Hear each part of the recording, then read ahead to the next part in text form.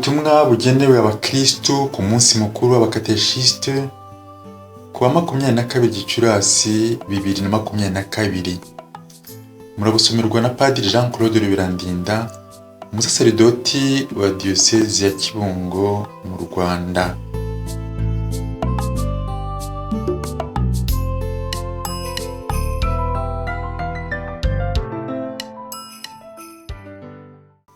Insanganyamatsiko: nimugende mwigisha amahanga yose, mubatize ku izina ry'Imana Data na Mwana na Roho Mutagatifu, mubatoze gukurikiza ibyo nabategetse byose.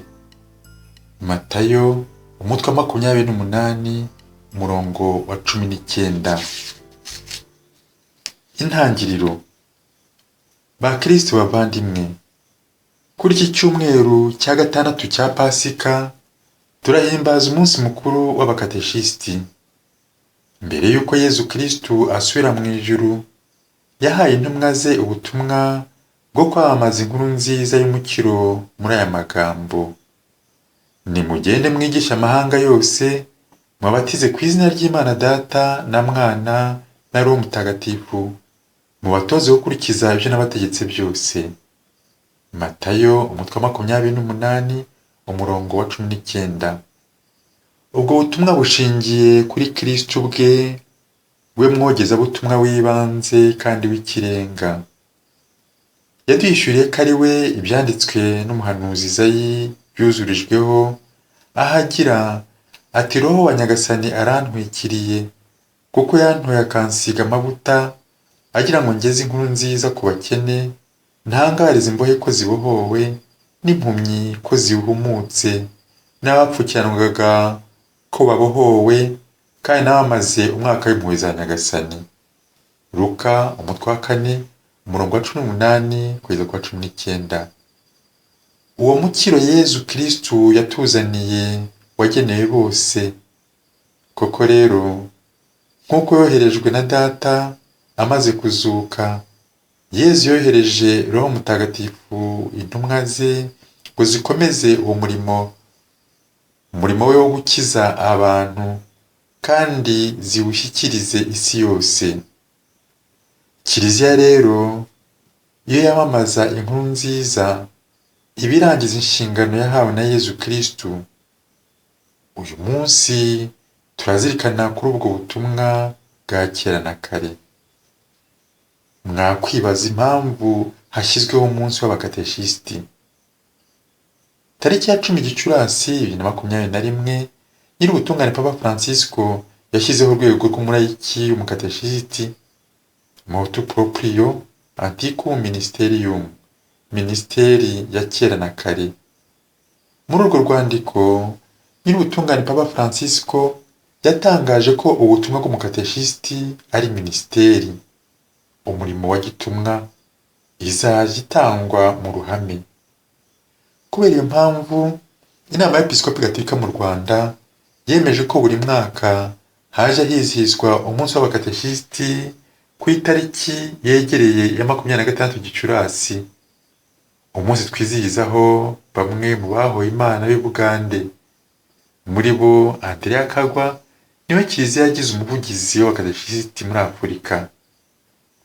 Si uko Kiliziya yamugize umuvugizi w'Abakateshisti muri Afurika gusa, ahubwo twebwe nk'Abanyarwanda turabasangira murage n'Ubuganda mu bijyanye n'Ubukristo, kuko Abakateshisti ba mbere bageze mu Rwanda baje baturutse i Bugande. Nk'uko babitubwira mu mateka, abapadiri bera bageze i Save ku itariki ya 8 z'ukwa 2 1900, baje bazanye n'abasore 10 b'Abagande bibatirijwe na Musenyeri Hiriti na Padiri Burari.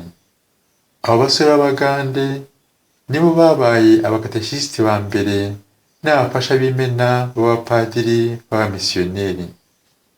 Muri bo turibuka babiri, aribo Abdoni Sabakati Kinyamakara na Tobi Kibati, waguye ahubatswe paruwasi ya Nyundo.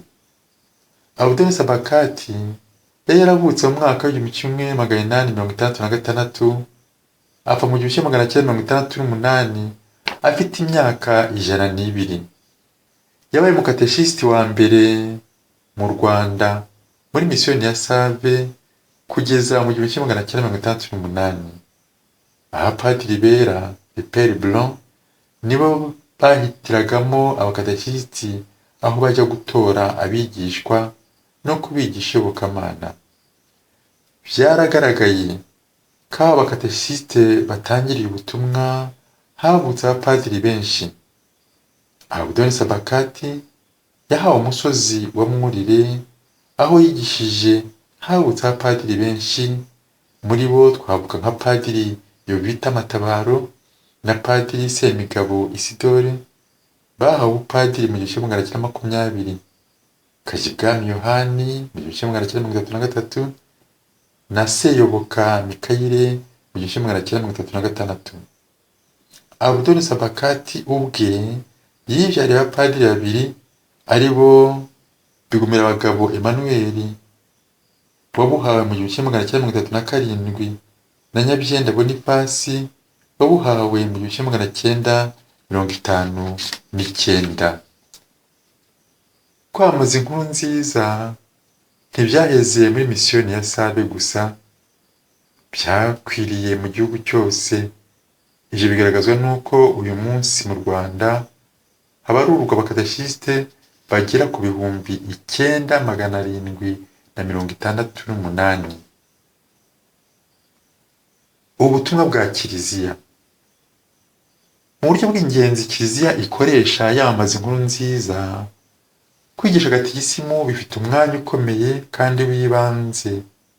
Gatigisimu ni uburyo bufasha abemeye guhinduka, gukura mu kwemera kandi bakizika kuri Kristo. Mu yandi magambo, gatigisimu ibereyeho gutoza abakimenya Kristo ubuzima bw'ukwemera no kubaho bagengwa n'ivanjiri ku buryo bwuzuye. Abemeye bakigishwa bategurirwa guhabwa amasakaramentu k'ibimenyetso Kristo akoresha ngo atagatifuze abe muri Kiliziya ye. Umurimo wo kwigisha gatigisimu ushinzwe mbere na mbere abepiskopi, nibo bakateshisti b'ikirenga. Kwigisha gatigisimu bishinzwe kandi abapadiri nk'abafasha b'ibanze b'abepiskopi. Uwo murimo wo gutoza abandi ukwemera no kubahishurira amabanga y'Imana ushinzwe ku buryo bw'umwihariko ababyeyi bo barezi banze b'ukwemera kw'abana babo. Ariko kandi uwabatijwe wese isakamento ry'abatisimu rimuha kugira uruhare ku busaserdoti bwa Kristo, we musaserdoti, umuhanuzi n'umwami. Buri mukristo wese rero afite inshingano yo kwamamaza inkuru nziza mu mibereho ye yose, mu mvugo ndetse no mu ngiro, arangwa n'imigenzo myiza ishingiye ku ivanjiri. Ku buryo bw'umwihariko hari abarayiki bitangira uwo murimo wo kwigisha inkuru nziza nk'umuhamagaro wabo wihariye muri Kiliziya. Abo nibo dukunze kwita abakateshisti. Ninde uhamagarirwa umurimo w'ubukateshisti? Umukateshisti ni umukristo w'umurayiki wabatijwe kandi wakomejwe muri Kiliziya. Ni umwogezabutumwa ushinzwe kunganira abasaserdoti mu mirimo yo kwigisha ijambo ry'Imana no gufasha abakristo mu by'iyobokamana. Uwo murimo akora ni umuhamagaro nk'uko Pawulo Mutagatifu abitubwira agira ati, ni nawe wahaye bamwe kuba intumwa, abandi abaha kuba abahanuzi, abandi abaha kuba abogezabutumwa, abandi abaha kuba abashumba cyangwa se abigisha. Nguko yatunganyije abatagatifujwe be, anabategurira gukomeza umurimo bashinzwe wo kungura umubiri wa Kristo. Abanyefezi umutwe wa 4 umurongo wa 11 kugeza kwa 12.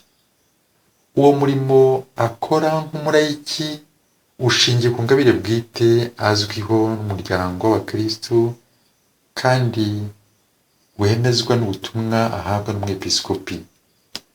uwo murimo umuha kugira uruhare rukomeye mu butumwa bwa Kiliziya, ariko kwigisha, gutagatifuza no kuyobora. Bakateshisiti dukunda, nubwo butumwa budusaba kwitanga tutizigamye, byaba ari ukwibeshya kuwufata nk'igikorwa cy'ubutwari buhambaye bwa muntu, ko mbere na mbere ya byose igikorwa ari icya Yezu, niwe mwogezabutumwa w'ibanze kandi usumba bose. Mu buryo bwose bwo kwamamaza ivanjiri, umwanya w'ibanze uhabwa iteka Imana yashatse kuduhamagarira gufatanya nayo, tukanabishobozwa n'imbaraga za Roho Mutagatifu. Mukomeze kurangamira umuvugizi n'urugero rwacu Andrea Kagwa, wemeye guhara amagara ye kubera Yezu Kristu n'ivanjiri. Namwe muhuze ukwemera kwanyu n'ubuzima bwa buri munsi, kandi mubitoze n'abandi kugeza aho mwahara amagara yanyu kubera ingoma ya Kristu muri bagenzi banyu. Mukomeze kwigiramo ibakwe ryo gusohoka musanga abantu ngo mubamenyeshe inkuru nziza ya Yezu Kristu, maze nk'uko Yezu Kristu agira ati, nimugere mwigisha amahanga yose, mubatize ku izina ry'Imana Data, Mwana na Roho Mutagatifu, mubatoze gukurikiza ibyo nabategetse byose. Ibyo bibongerera ibyishimo mu kumwamaza mu mvugo no mu ngiro. Turashimira imbaga itabarika y'abarayiki biyemeje kwitangira ivanjiri kugeza n'aho bahara amagara yabo. Tubaragije umubyeyi Bikira Mariya, umwamikazi w'intumwa. Umusozo. Isengesho ryo gusabira abakateshisiti.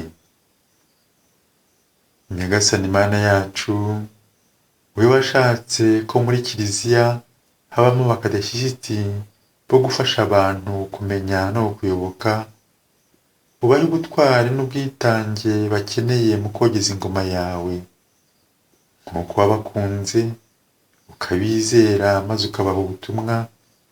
Bahe ubuhanga n'ubutwari byo kubera abahamya muri iyi si ya none, mu mvugo, mu ngiro no mu mibereho yabo ya buri munsi, nk'uko wakoreye mu bahawe izina ryawe, mu bahowe izina ryawe Bugande, barimo Andrea Kagwa, umuvugizi w'Abakateshisiti ukesha ikuzo. Nabo bahe ukwemera gushyitse kwatuma bahara ubuzima bwabo kubera wowe. Tubisabye bwa Yezu Kristu umwami wacu. Amina. Bishyizweho umukono na Musenyeri Philippe Rukamba, umushumba wa Diyosezi ya Butare, perezida w'inama y'Abepiskopi Gatolika mu Rwanda, akaba na perezida wa komisiyo ya kateshezi. Mutagatifu Andrea Kagwa, umurinzi w'abakateshisiti, udusabire.